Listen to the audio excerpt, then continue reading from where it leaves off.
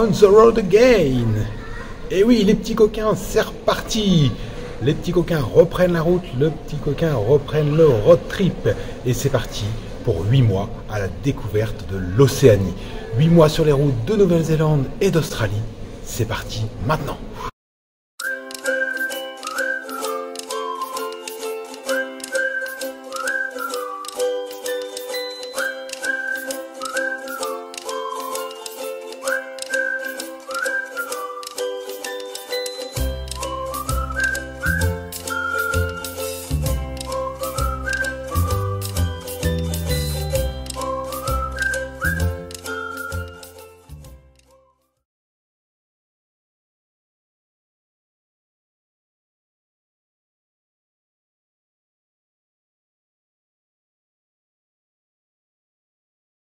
Bienvenue en Australie et bienvenue à Brisbane. Nous va être donné le coup d'envoi de la première partie de ce fabuleux road trip qui va nous amener de Brisbane jusqu'à Melbourne et Adélaïde. Brisbane, c'est la capitale de l'état du Queensland et c'est également la 3e plus grande ville d'Australie avec 2,2 millions d'habitants.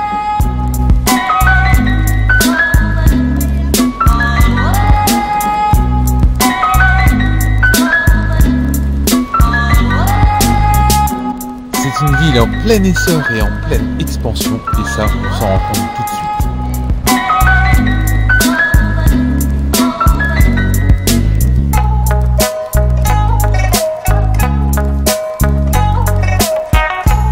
Bâtiments du 19e siècle se mélangent avec des gratte-ciels plus imposants les uns que les autres, donnant un mélange tout à fait singulier.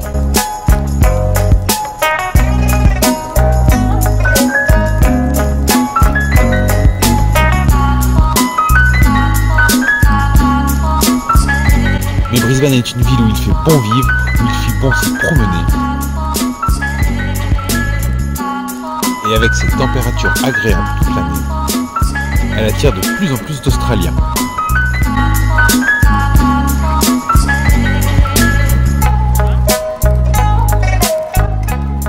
Brisbane, c'est aussi la forêt enchantée, un spectacle d'illumination pour la période de Noël à couper le souffle.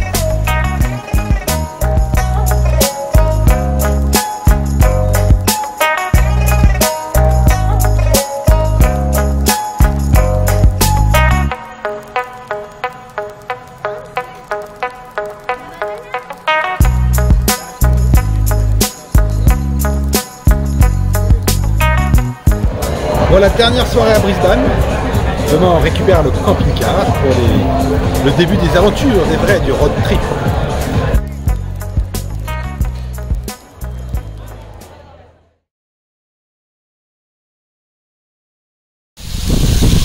Bon bah voilà, on a récupéré le camping-car. Donc c'est une petite émotion de reprendre un voyage comme ça. On va reprendre nos marques, on retrouve des choses qu'on connaît, des choses nouvelles aussi dans ce modèle-là. Et puis là on s'est posé sur une petite aire de jeu bien sympathique, histoire de défouler un peu les gosses, de prendre nos marques, de s'installer et puis de préparer notre première nuit.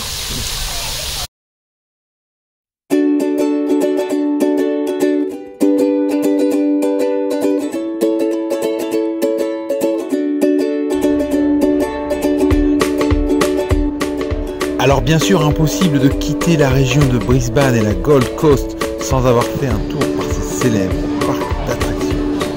On visitera Dreamworld pour les sensations fortes.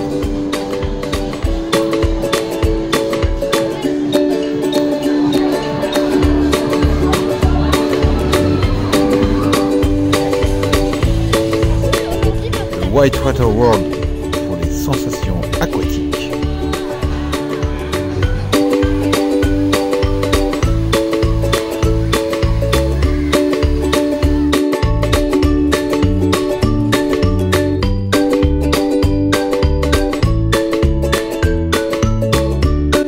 Un petit peu de hauteur tout en haut de Gold Coast.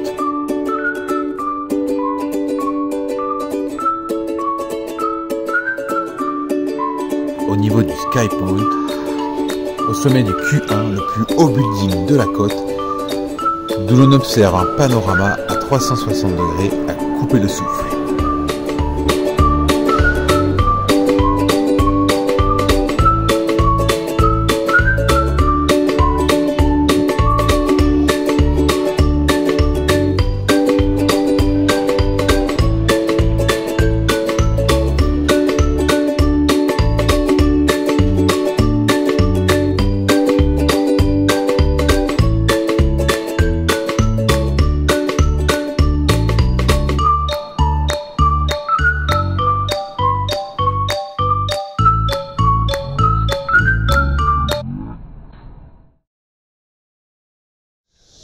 Aujourd'hui, on est donc à Byron Bay.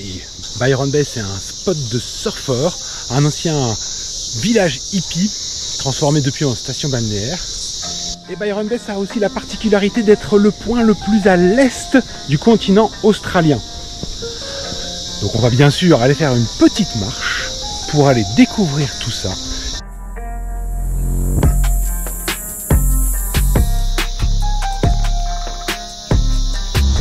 Donc dans cette première partie, on traverse une forêt tropicale bien humide et on va débarquer ensuite sur le phare.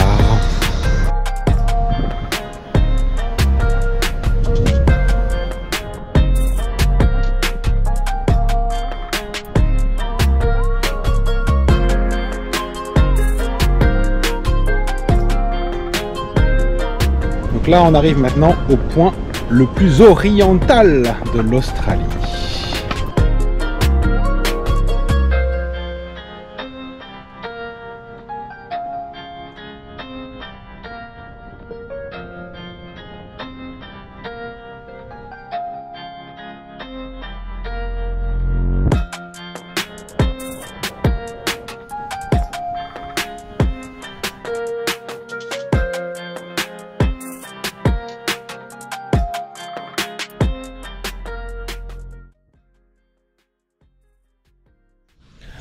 Aujourd'hui, le soleil est de retour et on va aller faire la Wanga Walk, un petit circuit de 6,6 km pour aller voir des jolies cascades au milieu de la Rainforest.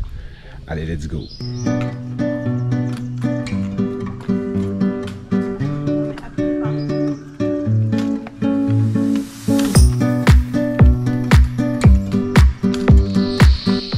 Donc le parc de Dorrigo, on est un peu en dehors des sentiers battus. C'est situé à peu près à mi-distance entre Sydney et Brisbane.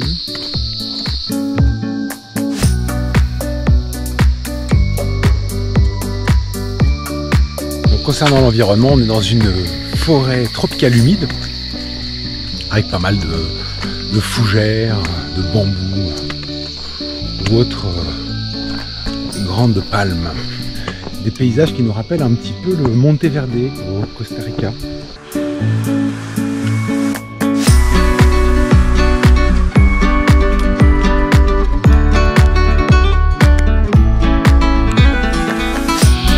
Alors ici c'est concert de cigales.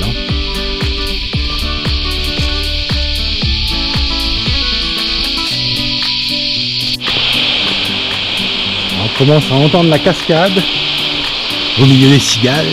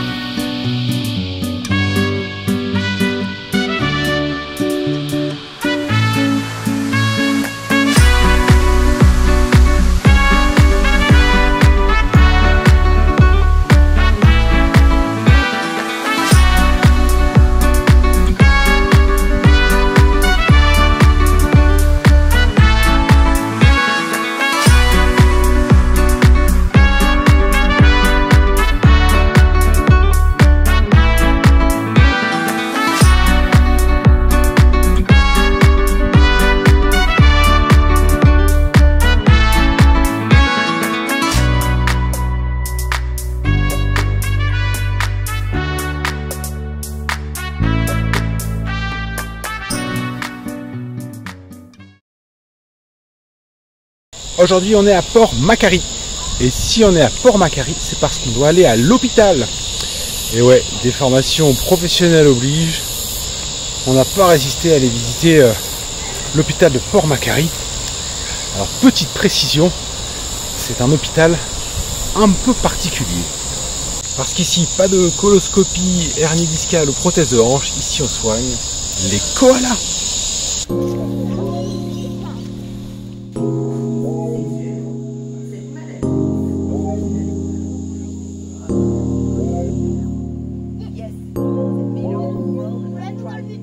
Alors c'est comme à l'hôpital, il y a la planif de l'infirmière avec les patients et les soins qu'ils doivent avoir.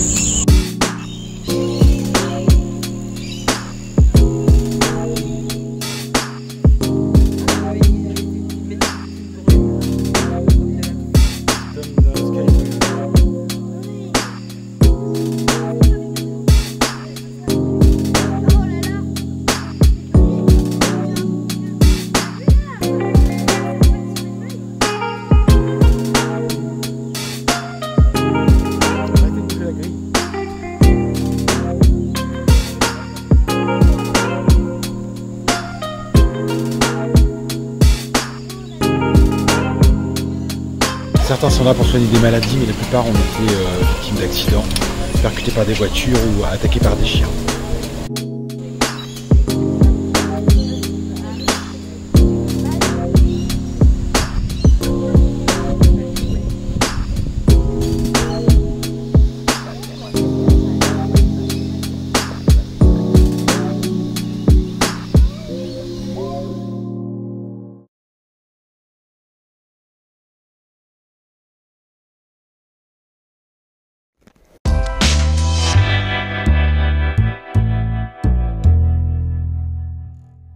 Ici, si tu veux, tu peux adopter un koala.